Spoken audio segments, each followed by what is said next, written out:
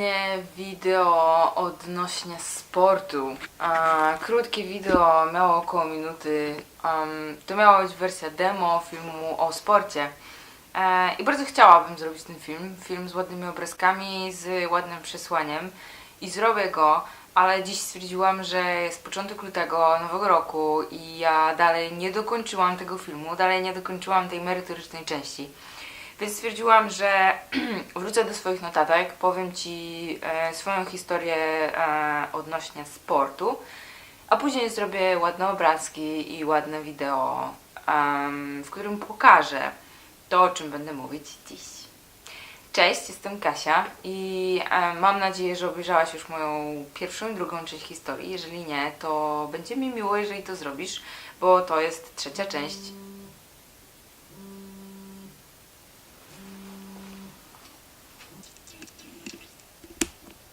Bo to jest trzecia część z czterech. Tak, to jest trzecia część generalnie. Pierwsza część była o moich zaburzeniach odżywiania, druga była o złości i o takim gniewie i frustracji, które nadeszły po tym, jak już zaczęłam normalnie jeść. I teraz trzecia będzie, jak z tym sobie poradziłam, czyli o sporcie.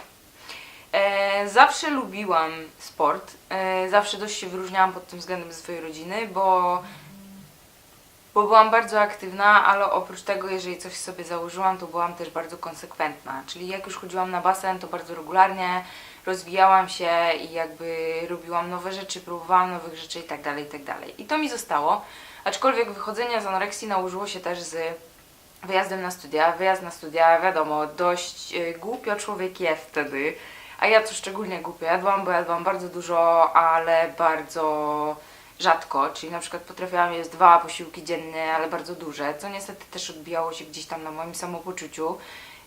Do tego paliłam papierosy, więc nawet jeżeli biegałam, nawet jeżeli miałam podrygi takie sportowe, to trochę gdzieś tam nie miało za bardzo sensu. No nie był to regularny trening i nie był to taki trening, którego efekty mogłabym poczuć. Więc tak naprawdę regularnie zaczęłam ćwiczyć prawie 4 lata temu, czyli w momencie, kiedy przyjechałam tutaj do Norwegii.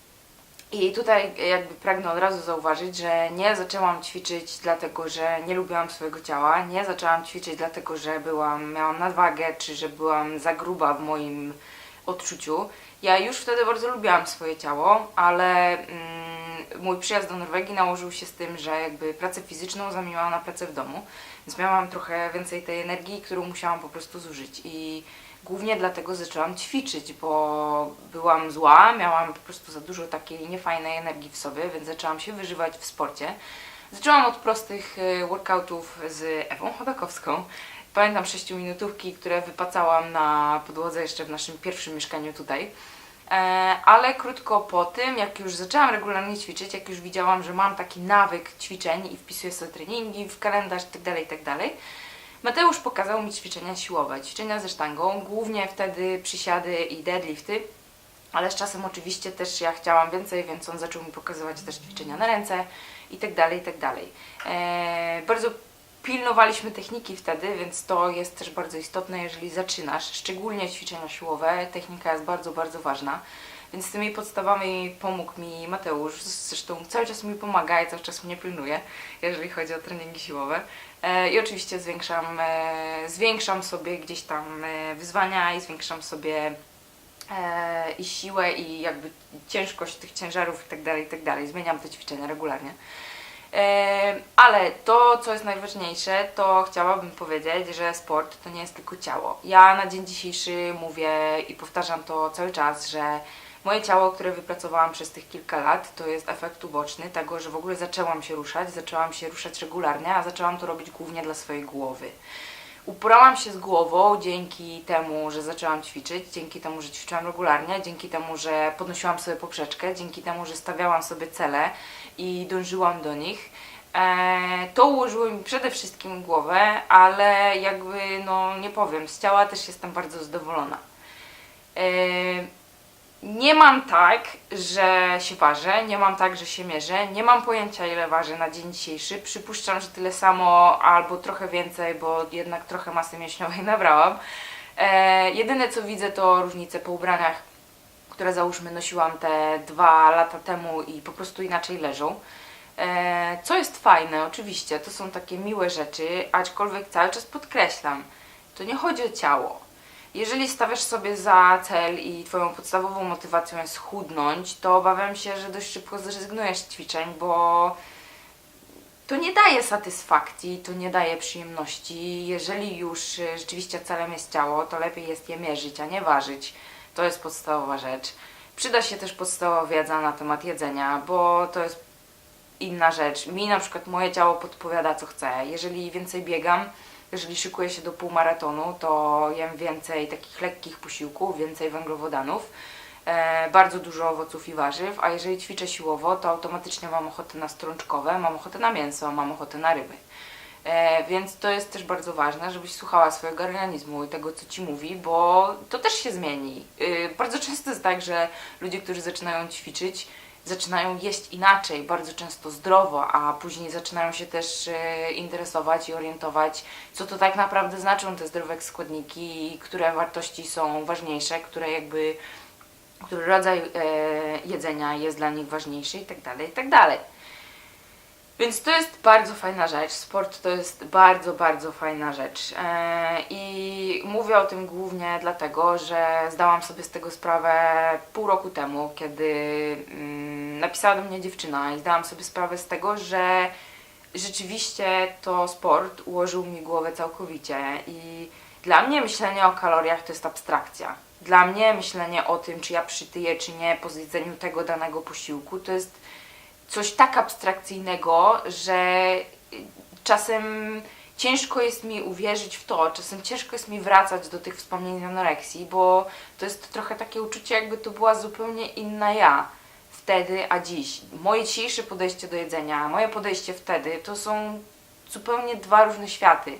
I tego dokonał właśnie sport i tego dokonała moja praca nad sobą w połączeniu ze sportem, więc ja nie mówię, że to jest jedyne rozwiązanie, ale to jest moja historia i uważam, że obserwuję mnóstwo dziewczyn i znajdziesz mnóstwo przykładów na Instagramie dziewczyn, które właśnie przez ćwiczenia siłowe i nie cardio, nie bieganie i nie robienie ćwiczeń, żeby schudnąć, tylko właśnie taką przykładanie uwagi do ciała, wręcz rozbudowywanie ciała i gdzieś tam dbanie o tą sylwetkę w takich kategoriach bycia silną, czucia się silną, szybką, gibką, to układa głowę. I to jest najfajniejsze, co może być. I to daje satysfakcję, i to daje zadowolenie. I w pewnym momencie stajesz przed lustrem i mówisz: wyglądam świetnie, ale przede wszystkim czuję się świetnie i przede wszystkim nie boję się już jedzenia. Pamiętam, jak kiedyś patrzyłam na swoje ciało kawałkami. Na zasadzie miałam fetysz brzucha. Miałam po prostu paranoję na punkcie brzucha. Na zasadzie cały czas na niego zerkałam. Czego nie zjadłam, zaraz odchylałam bluzkę i patrzyłam, czy już urósł, czy już odstaje, czy już mam wzdęcie, czy może jeszcze nie. I miałam też bardzo długo taki nawyk zasłaniania się. Jeszcze pamiętam, że jak w Warszawie pracowałam, łapałam się na tym, że idąc gdzieś, czy stojąc, czy coś robiąc, jakby mam rękę na brzuchu, zasłaniając go. Co było dość dziwne, bo jakby ja czułam, że lubię swoje ciało i wszystko było ok, ale ten brzuch dalej pozostawał w takim dyskomforcie moim. Dziś swoje ciało przede wszystkim szanuję. Lubię jak najbardziej, ale przede wszystkim szanuję i bardzo, bardzo podziwiam za to, że wytrzymało ze mną tyle tych niefajnych lat i teraz daje mi to, co ja sobie zażyczę, czyli wymyślę sobie półmaraton. Oczywiście przygotowuję się do tego solidnie, ale jestem w stanie tego dokonać. Wymyślę sobie, że nauczę się robić pistol squats i robię je, tak? Wymyślę sobie super mocny trening i robię to.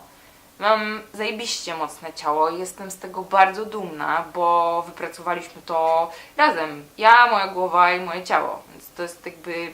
Zawsze mówię, że organizm, ciało to jest po prostu perfekcyjna maszyna i wszystko razem ze sobą funkcjonuje idealnie, ale musisz o to zadbać. Jest jeszcze kilka tematów, które chciałabym poruszyć, między innymi wychodzenie z zaburzeń odżywiania i weganizm, bo to jest coś, co jest, uważam, bardzo istotne, bardzo ważne i bardzo notoryczne ostatnimi czasy.